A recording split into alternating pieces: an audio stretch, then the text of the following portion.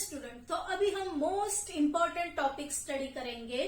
Transition metal complexes are coloured. ठीक है, तो ट्रांजिशन मेटल कॉम्प्लेक्स जो होता है वो कलर्ड होता है। उनके अच्छे कलर्स होते हैं, ब्लू ग्रीन, वॉयलेट, पर्पल। तो ये कलर जो है जनरली ट्रांजिशन मेटल कॉम्प्लेक्सेस क्यों कलर्ड कंपाउंड होते हैं, ये क्वेश्चन एग्जाम में आ सकता है। तो उसे हम थोड़ा और डिटेल में डिस्कस करेंगे। फर्स्ट ऑफ ऑल हम लोग एक सिंपल जो फेनोमिनन होता है नेचर में वो समझेंगे कि कलर जो है पर्टिकुलर किसी भी सब्सटेंस का कलर किसके ऊपर डिपेंड रहता है। ठीक है, अगर विजिबल लाइट पास हो रही है, सपोज ये रेड कलर का ऑब्जेक्ट है, ठीक है, यहां से विजिबल लाइट जो है वो पास हो रही है। Visible light consist of 7 colours. ठीक है, तो यहाँ दिखाने के लिए ऐसे 3 जो कलर है, जो प्राइमरी कलर्स है वो यहाँ दिखाए गए हैं, ब्लू, ग्रीन एंड रेड। ठीक है, ऑब्जेक्ट जो है वो रेड कलर का है। जो एब्जॉर्ब हो रही है, ठीक है, जो वेवलेंथ एब्जॉर्ब हो रही है, जो कलर की वेवलेंथ एब्जॉर्ब हो रही है that is blue colour and green colour. लेकिन जो रिफ्लेक्ट हो रहा है, ठीक है, जो रिफ्लेक्ट हो रहा है वो रेड कलर है। सो अगर हम देखें तो ये ब्लू और ग्रीन, यहाँ जो साइक्लिक फॉर्म में एक सर्कल के फॉर्म में जो कलर्स दिखाए गए हैं कौन से है, ब्लू और ग्रीन कलर। अगर यहाँ हम देखते हैं, ठीक है, ब्लू और ग्रीन कलर, ग्रीन कलर के अपोजिट कौन सा है, रेड कलर। मतलब यहाँ जो लाइट एब्जॉर्ब हो रही है तो ये जो ग्रीन कलर है, ठीक है, और ये ब्लू कलर, ये पास पास है, तो इनकी जो वेवलेंथ है वो नियर बाय सेम है या मैच करेगी, हम लोग बोल सकते हैं। तो इनका जो कॉम्प्लीमेंट्री कलर है रेड, वो ये ऑब्जेक्ट का बता रहा है। मतलब वेवलेंथ ऑफ लाइट एब्जॉर्ब, ठीक है, उसके ऊपर वो पर्टिकुलर सब्सटेंस का कलर डिपेंड रहता है। कॉम्प्लीमेंट्री कलर जो है, लाइट जो भी कलर के एब्जॉर्ब हो रही है उसका जो कॉम्प्लीमेंट्री कलर है वो उस ऑब्जेक्ट का कलर होता है। ठीक है, तो ये सर्कल में क्या बताया गया है, जनरली जो विजिबल लाइट होती है तो वो विजिबल लाइट की वेवलेंथ जो है वो वेरी करती है 400 नैनोमीटर, ठीक है, 400 नैनोमीटर टू 750 नैनोमीटर। ठीक है, अलग अलग बुक्स में अलग अलग दिया है, कहीं 400 टू 800 नैनोमीटर दिया है, लेकिन एक जो नॉर्मल रेंज है 400 टू 750 नैनोमीटर। ठीक है, हर एक कलर की एक अलग वेवलेंथ रहेगी। ठीक है, यहाँ ये ब्लू है, ग्रीन है, येलो, ऑरेंज, रेड, वॉयलेट, ठीक है, यहाँ रेड है। तो हर एक कलर की एक वेवलेंथ रहती है जो यहाँ सर्कल में दिखाई गई है। तो मेनली अभी हम हमारे ट्रांजिशन जो एलिमेंट्स हैं उनके ऊपर थोड़ा कॉन्सेंट्रेट करेंगे। जब भी ट्रांजिशन एलिमेंट की बात आएगी, नंबर ऑफ अनपेयर्ड इलेक्ट्रॉन, ठीक है, नंबर ऑफ अनपेयर्ड इलेक्ट्रॉन होते हैं ट्रांजिशन एलिमेंट में, बहुत सारे अनपेयर्ड इलेक्ट्रॉन होते हैं जिनकी वजह से ये जो कंपाउंड्स है वो कलर शो करते हैं। तो यहाँ जो है कुछ रीजंस दिए हैं, जैसे presence of unpaired D electron, D orbital में अनपेयर्ड इलेक्ट्रॉन प्रेजेंट है। देन डी ट्रांजिशन, ठीक है, ये डी ट्रांजिशन कैसे होता है वो भी हम देखेंगे, जिसकी वजह से मेनली ये कंपाउंड को कलर मिलता है। Ligands link to metal ion, ठीक है, जो लिगैंड्स है, ligands means negatively charge group जिनके पास इलेक्ट्रॉन्स है, जब मेटल को अटैच होते हैं तो कौन से टाइप का लिगैंड अटैच हो रहा है उसके ऊपर भी कलर जो है वो कॉम्प्लेक्स का डिपेंड रहता है। ज्योमेट्री ऑफ द कॉम्प्लेक्स, ठीक है, मेटल से वो लिगैंड किस डायरेक्शन में अटैच हो रहा है इसके ऊपर भी वो ट्रांजिशन मेटल कॉम्प्लेक्स का कलर डिपेंड होता है। अभी क्या करेंगे, एक एग्जाम्पल लेंगे और वो एग्जाम्पल से हम लोग समझने की कोशिश करेंगे कि किस तरह से कलर्ड कंपाउंड जो है पर्टिकुलर कॉम्प्लेक्स को कलर मिलता है। तो एक एग्जाम्पल में हम लेंगे टाइटेनियम H2O6 और इसके ऊपर चार्ज है 3+, ठीक है। तो टाइटेनियम जो है उसकी ऑक्सीडेशन स्टेट कितनी है, यहाँ 3+।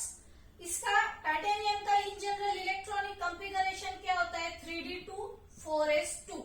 तो 3+ ऑक्सीडेशन में क्या होगा, कॉन्फ़िगरेशन, ये 2 इलेक्ट्रॉन चले जाएंगे, यहाँ से 1 इलेक्ट्रॉन चला जाएगा, 3d1 और ये 4s0, मतलब d ऑर्बिटल में अभी एक सिंगल इलेक्ट्रॉन जो है वो रिमेनिंग है। ठीक है, तो अभी हम क्या करेंगे, हमको पता है कि जो d ऑर्बिटल्स होते हैं वो डीजेनरेट होते हैं, एक ही एनर्जी के होते हैं, या 1 2 3 4 और 5। ठीक है, हर एक डी ऑर्बिटल का कुछ नेम है, D X Y, D Y Z, D Z X, D X square minus Y square, D Z square.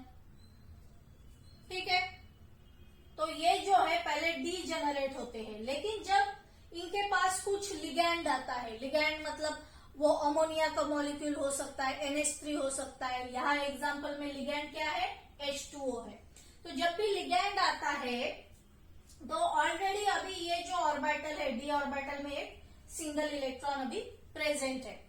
ठीक है, तो लिगैंड जब आता है, लिगैंड के पास इलेक्ट्रॉन है और जो एम्प्टी ऑर्बिटल ये है और इनके पास भी सपोज यहाँ अभी एक इलेक्ट्रॉन है, तो रिपल्शन होता है। और जैसे ही लिगैंड आते हैं मेटल की तरफ, तो रिपल्शन होने की वजह से ये जो डीजेनरेट ऑर्बिटल है 2 ग्रुप्स में स्प्लिट हो जाते हैं।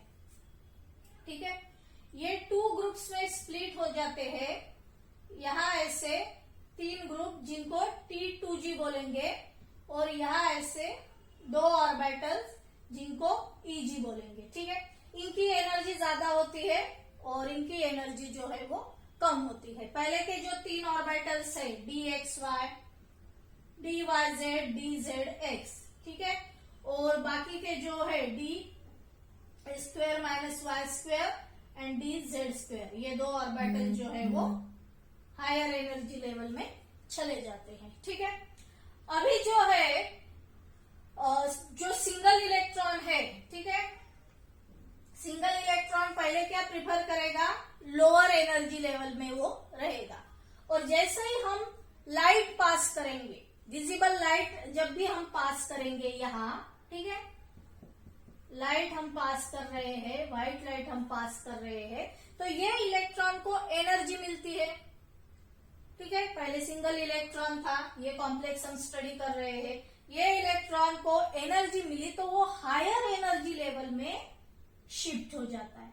वो क्या करता है, हायर एनर्जी लेवल में शिफ्ट हो जाता है। लेकिन हायर एनर्जी लेवल में वो शिफ्ट होता है तो वो अनस्टेबल होता है। किसी को भी स्टेबिलिटी कब मिलती है, जब वो लोअर लेवल में जाएगा तब उसे स्टेबिलिटी मिलती है, इलेक्ट्रॉन को भी। तो ये क्या करेगा, ऐसे यहां से तो वो शिफ्ट हो गया, लेकिन ऐसे नीचे आ जाएगा। ठीक है, लोअर एनर्जी लेवल की तरफ। तो वो जब आता है तब एनर्जी एमिट करता है। ठीक है, लाइट एनर्जी एमिट करता है। तो वो जो कलर जो है, वो कलर जो एमिट कर रहा है, तो उसके ऊपर वो कॉम्प्लेक्स का कलर जो है वो डिपेंडेंट रहता है। मतलब जो भी कलर रिफ्लेक्ट हो रहा है, जैसे यहाँ रेड कलर जो है वो रिफ्लेक्ट हो रहा था, तो इसके ऊपर जो है वो पर्टिकुलर कॉम्प्लेक्स का कलर डिपेंडेंट रहता है। जैसे अभी ये केस में येलो कलर का लाइट जो है, येलो कलर का लाइट एब्जॉर्ब कर रहा है। ठीक है, इसका अगर सॉल्यूशन लेते हैं, टिटेनियम ये जो है TiH2O6 3+, ये कॉम्प्लेक्स का अगर सॉल्यूशन लेते हैं तो वो येलो कलर का लाइट एब्जॉर्ब करेगा और कौन से कलर का लाइट एमिट करेगा, इसके अपोजिट। ठीक है, ये सर्कल में देखना, इसे बोलते हैं कॉम्प्लीमेंट्री कलर। इसके अपोजिट, येलो के अपोजिट क्या है, वॉयलेट। तो वो वॉयलेट कलर का लाइट जो है वो एमिट कर रहा है या रिफ्लेक्ट हो रहा है। मतलब ये जो कॉम्प्लेक्स है, ठीक है, इसके सॉल्यूशन का कलर कौन सा होगा, वॉयलेट कलर होगा। ठीक है, कभी कभी जो है अगर यहाँ ये सर्कल में रेड लाइट जो है उसने एब्जॉर्ब कर लिया, पर्टिकुलर कॉम्प्लेक्स ने अगर रेड लाइट एब्जॉर्ब कर लिया तो उसका कलर कौन सा आ जाएगा, ग्रीन कलर, या कभी कभी ऐसे ब्लू ग्रीन कलर भी होता है। ठीक है, क्योंकि अगर ये पास पास कलर है तो चांसेस है कि ब्लू और ग्रीन कलर दोनों मिक्स होके भी वो पर्टिकुलर कॉम्प्लेक्स का कलर बताते हैं। ठीक है, तो हमने जो पॉइंट्स अभी देखे, presence of unpaired electron, unpaired electron के बारे में देखा, डी ट्रांजिशन। ठीक है, यहां से इलेक्ट्रॉन यहां शिफ्ट हो रहा है तो ट्रांजिशन हो रहा है। Then ligands link to metal ion, इसके ऊपर भी मेनली जो है कलर डिपेंड रहता है कॉम्प्लेक्स का। इसके लिए एक अच्छा एग्जांपल हम स्टडी करेंगे तो जल्दी समझ में आएगा। इसके लिए हम एग्जांपल लेते हैं, निकेल जो है अगर वाटर के साथ कॉम्प्लेक्स बना रहा है, ठीक है, NiH2O6 और यहाँ 2+, ये कॉम्प्लेक्स लेंगे। दूसरा निकेल अमोनिया के साथ सपोज कॉम्प्लेक्स बना रहा है 2+, ठीक है, तो सेम निकेल है लेकिन लिगैंड अलग है। यहाँ जो है H2O है, ये कॉम्प्लेक्स का कलर होता है ब्लू ग्रीन, और सेकेंड जो कॉम्प्लेक्स है इसका कलर होता है ब्लू। तो कलर में भी डिफरेंस आ रहा है। क्यों आ रहा है? कि कौन सा लिगेंड अटैच है वो सेंट्रल मेटल एटम पे, उसके ऊपर भी कॉम्प्लेक्स का कलर डिपेंड होता है। जैसे यहाँ H2O है, H2O जो है वो वीक फील्ड लिगेंड है, ठीक है। अगर अमोनिया के साथ कंपेयर करें तो अमोनिया जो है वो स्ट्रॉन्ग फील्ड लिगेंड है। तो क्या होता है, फिर से हम लोग ये ऑर्बिटल ड्रॉ करेंगे। ये जो सेपरेट हो रहे थे दो ग्रुप्स में, इस तरह से, ये था Eg और ये था T2G। सो अगर स्ट्रॉन्ग फील्ड लिगैंड होता है तो ये जो एनर्जी गैप है ये बहुत ज्यादा होती है, ठीक है। Eg और T2G के बीच जो एनर्जी गैप है वो बहुत ज्यादा होती है। जनरली दोनों के बीच की एनर्जी गैप ऐसे डेल वैल्यू से बताते हैं, ठीक है। CFSC, crystal field splitting energy, भी वर्ड आप लोगों ने सुना होगा। तो दोनों की अगर एनर्जी गैप कब ज्यादा होती है, जब स्ट्रॉन्ग लिगेंड होता है। जैसे अमोनिया कैसे है, स्ट्रॉन्ग लिगेंड है as compare to H2O molecule. तो एनर्जी गैप अगर ज्यादा है, एनर्जी ज्यादा है, तो कम वेवलेंथ का लाइट वो एब्जॉर्ब करेगा, ठीक है। मतलब अमोनिया के केस में वो कॉम्प्लेक्स का कलर क्या होता है, ब्लू होता है। ब्लू जो है नियर बाय 490 के बीच ब्लू कलर आता है, ठीक है। लेकिन अगर वीक फील्ड लिगैंड है तो ये एनर्जी गैप कम रहती है। वीक फील्ड लिगैंड है तो एनर्जी गैप कम रहती है, तो उसे क्या करना पड़ता है, ज्यादा वेवलेंथ की लाइट उसे एब्जॉर्ब करनी पड़ती है। तो वो क्या करेगा, ग्रीन की तरफ जाएगा, ठीक है। तो ये जो है ग्रीन कलर भी की जो वेवलेंथ है वो भी एब्जॉर्ब करेगा। तो कलर क्या होगा कॉम्प्लेक्स का, ब्लू ग्रीन होगा, ठीक है। तो इस तरह से डेल वैल्यू क्या है, जो क्रिस्टल फील्ड स्प्लिटिंग एनर्जी की वैल्यू क्या है, अगर ज्यादा है तो कलर और ज्यादा इंटेंस भी होता है, ठीक है। तो इसके ऊपर भी डिपेंडेंट होता है। Next, so student, geometry of the complex में क्या देखेंगे कि पहले डी ऑर्बिटल्स डीजेनरेट थे। तो जब भी लिगैंड आता है तो जो डायरेक्शन होती है लिगैंड की, ठीक है, तो मेटल के ऑर्बिटल्स जो है उनकी भी कुछ डायरेक्शन होती है, और लिगैंड अगर सेम डायरेक्शन से आ रहा है, सपोज यहाँ ये लिगैंड है, मेटल ऑर्बिटल की जो डायरेक्शन है तो उस पे ही अगर वो लिगैंड वो डायरेक्शन से आ रहा है तो ज्यादा से ज्यादा रिपल्शन होता है, और रिपल्शन की एनर्जी जो है वो बढ़ जाती है। तो डिपेंड करता है कि अगर ज्यादा रिपल्शन हो तो ये दो ऑर्बिटल्स जो है जो सेपरेट हो रहे हैं उनके बीच में भी जो सेपरेटिंग एनर्जी है, क्रिस्टल फील्ड जो एनर्जी है वो ज्यादा रहेगी, ठीक है। और अगर रिपल्शन कम है तो वो इतना सेपरेट नहीं होंगे। तो इस तरह से डिपेंड रहता है डायरेक्शन के ऊपर, मतलब ज्योमेट्री ऑफ द कॉम्प्लेक्स, कहाँ मेटल प्रेजेंट है और कहाँ से लिगैंड जो है वो उसे अटैच हो रहे हैं। तो ये था कॉन्सेप्ट हमारा। अभी जो है ये जो कलर्स है वो कलर्स जो डिपेंडेंट होते हैं उसका एक दूसरा कॉन्सेप्ट भी दिया गया है, जैसे मेटल लिगैंड चार्ज ट्रांसफर। दूसरा जो कॉन्सेप्ट दिया है वो है मेटल लिगैंड चार्ज ट्रांसफर। इसकी वजह से भी जो है ट्रांजिशन मेटल कॉम्प्लेक्स में कलर आते हैं। तो ये थ्योरी के अकॉर्डिंग अगर देखते हैं तो जनरली मेटल्स क्या होते हैं, इलेक्ट्रो पॉजिटिव होते हैं, ठीक है। और ये लिगैंड जो है वो हमको पता है उनके पास इलेक्ट्रॉन है तो निगेटिवली चार्ज है, तो वो क्या करेंगे अपने इलेक्ट्रॉन्स ये मेटल को देते हैं, ठीक है, जिसकी वजह से मेटल के ऊपर जो है इलेक्ट्रॉन डेंसिटी की वैल्यू इंक्रीज हो जाती है, ठीक है। तो ये क्या करता है फिर मेटल फिर से लिगैंड को वो इलेक्ट्रॉन दे देता है, ट्रांसफर करता है, उसे बैक बॉन्डिंग भी बोलते हैं। तो इस तरह से जो ट्रांसफर होता है इलेक्ट्रॉन का उसकी वजह से भी कॉम्प्लेक्सेस, ट्रांजिशन मेटल कॉम्प्लेक्सेस में कलर शो होते हैं। ये हो गया मेटल टू लिगैंड, लेकिन लिगैंड टू मेटल भी चार्ज ट्रांसफर होता है, ठीक है। मेटल के पास क्या होते हैं, एम्प्टी ऑर्बिटल्स होते हैं, और लिगैंड ये अपने इलेक्ट्रॉन वो एम्प्टी ऑर्बिटल में प्लेस करता है या दे देता है, जिसकी वजह से भी कलर जो है वो शो होते हैं। एक एग्जांपल इसका लेंगे, जैसे एक कॉम्प्लेक्स है MnO4, ठीक है, MnO4 माइनस। ये जो कॉम्प्लेक्स है ये इंटेंस पर्पल कलर बताता है, ठीक है, इंटेंस पर्पल कलर।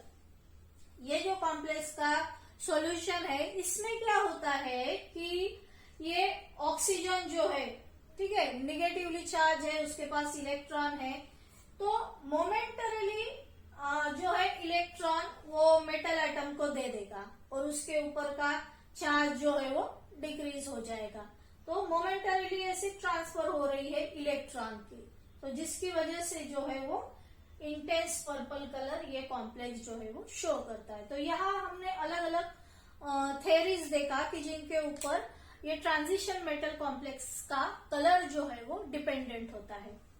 तो I hope you understood all these points. एक बार ये देख लो आप लोग। हेलो स्टूडेंट, तो आज के लेक्चर में हम लोग कैटालिटिक एक्टिविटी, ट्रांजिशन एलिमेंट की कैटालिटिक एक्टिविटी स्टडी करेंगे और कलर, किस तरह से ट्रांजिशन मेटल कॉम्प्लेक्स जो है वो कलर्ड कंपाउंड के फॉर्म में हमको दिखते हैं वो देखेंगे। पहले कैटालिटिक एक्टिविटी के बारे में देखेंगे। कैटालिटिक एक्टिविटी में ये जो ट्रांजिशन एलिमेंट है ये एज ए कैटलिस्ट यूज किए जाते हैं। फर्स्ट, जैसे nickel acts as a catalyst in hydrogenation of fats and oils. तो ये जो ऑयल्स है या फैट्स है जो लिक्विड फॉर्म में होते हैं, इनको सॉलिड फैट में अगर कन्वर्ट करना है तो nickel as a catalyst use किया जाता है, ठीक है। कैटलिस्ट का यूज क्या है, to increase the rate of reaction, और अच्छा एक सरफेस प्रोवाइड करता है कि जिसपे रिएक्शन जो है अच्छे से होती है, ठीक है। Secondly, titanium chloride is use in manufacture of high density polymer. तो पहले में क्या देखा कि जो एलिमेंट है वो एज ए कैटलिस्ट यूज हो रहा है, खुद वो metal as a catalyst add कर रहा है। दूसरे में उसका कंपाउंड टाइटेनियम क्लोराइड, टाइटेनियम का कंपाउंड मतलब ट्रांजिशन मेटल का कंपाउंड भी, बहुत सारे कंपाउंड्स जो है वो यूज होते हैं एज अ कैटलिस्ट, और यहाँ पॉलीमर बनाने में या पॉलिथीन बनाने में ये यूज हो रहा है। Thirdly, cobalt thorium alloy is use in Fischer process in synthesis of gasoline, ठीक है। तो गैसोलीन के सिंथेसिस में ये अलॉय, दो मेटल्स का मिक्सचर जो है वो यूज होता है। तो एज अ कैटलिस्ट इसके बहुत सारे यूजेस हैं। फिर हम लोग एक एक कैटलिस्ट जो है वो स्टडी करेंगे, कुछ न्यू नेम्स रहेंगे कैटलिस्ट के जो आप लोगों को स्टडी करना है। उसमें से एक कैटलिस्ट है फेंटोन रिएजेंट। फेंटोन रिएजेंट ये FeSO4 प्लस H2O2 का मिक्सचर है, ठीक है, ferrous sulphate plus hydrogen peroxide. और ये जनरली यूज करते हैं कार्बोनिल कंपाउंड फॉर्म करने के लिए। कार्बोनिल कंपाउंड कौन कौन से हैं? एल्डिहाइड है, कीटोन है, ठीक है, ये सब कार्बोनिल कंपाउंड फॉर्म करने के लिए स्पेशली ये फेंटोन रिएजेंट यूज करना होता है। तो जो स्टार्टिंग कंपाउंड है, ठीक है, यहाँ क्या होता है? Oxidation of alcohol. कौन ऑक्सीडेशन कर रहा है? फेंटोन रिएजेंट। फेंटोन रिएजेंट क्या है? फेरस सल्फेट प्लस H2O2, ठीक है। हमारा कैटलिस्ट ऐसा है कि जिसके पास ऑक्सीजन है, तो वो ऑक्सीडेशन कर रहा है। तो ये जो RCH2OH है वो ऑक्सीडाइज होके एल्डिहाइड में कन्वर्ट हो रहा है। फिर हमको पता है कि फर्दर इसका ऑक्सीडेशन किया और ऑक्सीजन ऐड किया तो ये कार्बोक्सिलिक एसिड में भी कन्वर्ट होता है। लेकिन फेंटोन रिएजेंट की स्पेशलिटी ये है कि एल्डिहाइड वो प्रिपेयर करेगा, अल्कोहल से एल्डिहाइड प्रिपेयर करेगा और आगे की रिएक्शन नहीं होती है, आगे की रिएक्शन प्रोसीड नहीं होती है, मतलब एल्डिहाइड बन जाएगा, रिएक्शन यहाँ कंप्लीट हो जाती है। तो इसका यूज है स्पेशली अगर एल्डिहाइड बनाना है, फर्दर रिएक्शन करके कार्बोक्सिलिक एसिड में कन्वर्ट नहीं करना है अपना कंपाउंड, तो ये जो फेंटोन रिएजेंट है ये यूज होता है। ऐसे ही दूसरा reagent as a catalyst use होता है, वो भी हम देखेंगे। First just have a look on this student. अभी हम और रिएक्शन देखेंगे कि जहां एज ए कैटलिस्ट ये ट्रांजिशन एलिमेंट यूज किए जाते हैं। इसमें ये जो रिएक्शन है, sulphur dioxide is converted into sulphur trioxide in the presence of V2O5, ठीक है, वेनेडियम ऑक्साइड।